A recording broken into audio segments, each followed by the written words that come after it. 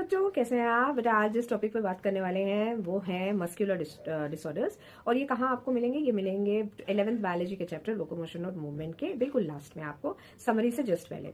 अगर आप बेटा नीट की तैयारी कर रहे हैं तो आपने जरूर देखा होगा कि ये डिसऑर्डर्स लगातार तकरीबन हर साल पूछे जा रहे हैं। तो बहुत बहुत बहुत ही इंपॉर्टेंट ये डिसऑर्डर्स हैं। पहला डिसऑर्डर जो हमें एनसीईआरटी दे रही है दैट इज मिस्थीनिया ग्रेविस।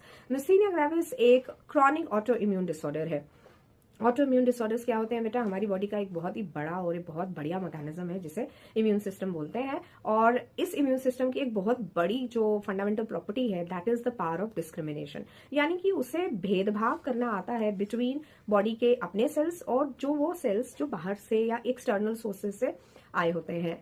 लेकिन जब बॉडी की यही जो पावर ऑफ डिस्क्रिमिनेशन है इम्यून सिस्टम खो देता है, उस समय these set of disorders are being seen. तो यहाँ पर मिस्थीनिया ग्रेविस कैसे ऑटो इम्यून डिसऑर्डर कहलाता है? मिस्थीनिया ग्रेविस में इफेक्ट होते हैं न्यूरोमस्कुलर जंक्शंस। न्यूरोमस्कुलर जंक्शंस पर रिलीज होते हैं स्पेशल टाइप के neurotransmitters, for example acetyl Colin.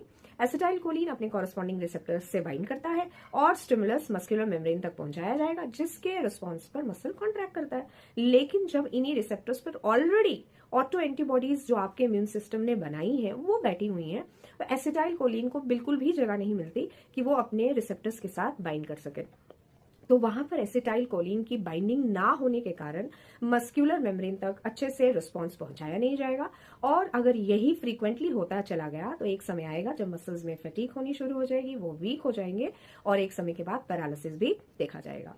दूसरी कंडीशन जो एनसीईआरटी मेंशन कर रही है रिगार्डिंग मस्कुलर डिसऑर्डर्स में, उसका नाम है टेटनी। टेटनी में वाइल्ड कंट्रैक्शंस जो हैं वो देखने को मिलती हैं, जिसका मेन रीजन है आपके ब्लड में, आपके बॉडी फ्लूइड में कैल्शियम की कमी का होना।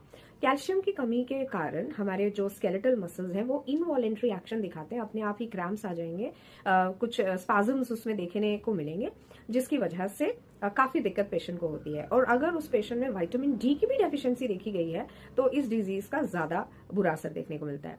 तीसरा जो डिसऑर्डर है वो है मस्कुलर डिस्ट्रोफीज। मस्कुलर डिस्ट्रोफीज को एनसीईआरटी जेनेटिक डिसऑर्डर की कैटेगरी में डाल रहा है बेटा। ये वो डिसऑर्डर है जिसमें आहिस्ता आहिस्ता आहिस्ता जो हमारे स्केलेटल मसल्स हैं उनमें रिग्रेशन आना स्टार्ट हो जाता है, यानी कि वो कमजोर होना शुरू होते हैं। और अर्ली चाइल्डहुड में ये देखा जा रहा है, ये जो डिसऑर्डर है ये देखा जाता है बेटा।